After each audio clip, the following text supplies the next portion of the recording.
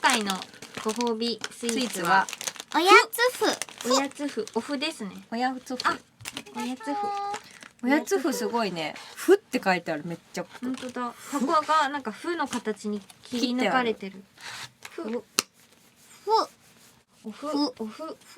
おふってあんまり食べる機会ないな。確かこに。ういうお菓子になってるのもなかなか。確かに。ふって恋にあげるぐらい。なんか、恋にあげるぐらい。おい。これは人間用ですそう、これね。はお菓子ね。だって味付けしてあるもん。ねバター、メープルシュガー。メープルシュガーとバターで。うん。香川ふ。ふぐろ屋さんかな。ふぐろ屋さんかな。金沢市ってさ、どこだっけ？創業。金沢市ってどこ？石川県。金沢。おお、うん。い有名なの。ただきます。いただきます。いただきます。美味しい？柔らかいラスクみたいな。ね。ラスクだ。どうやってあげた？あ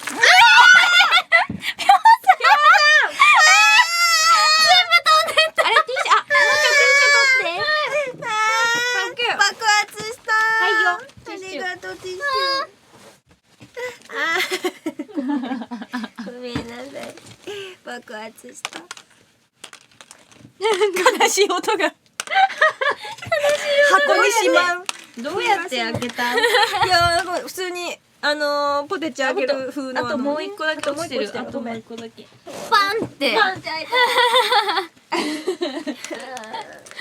ここに落とそう。もっと？よいしょ。ああ。ママだ。このまま。このまま。よいしょ。うんカスを集めて。じゃあ、早くすいません配るね。机の上に散らばってしまいました。でもラジオ向きな音だったね。ダメすいません。早く食べましょう。おい、下心だらけ。皆さん、すいあーません。ごめんねって。本当だよ。プロデューサーは確かにね、うん下心持っちゃダメだよね。でも全然思わなかったけどな。でしょでしょ。うん。そうよ。いや、全く静かなプロデューサーとかをやってたらね、そんなこといちいち思ってられないよ。もう怒られちゃうから。あ、ってことはプロデューサーじゃない人。ズラのファンだ。ズラの。ズラのファンしか。ズラのファン。 P 抜かすのズラの。ズラのファン。それまた違う意味になってくるし。ピーズラのファン。また違くなっちゃった。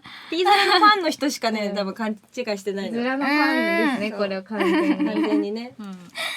はい。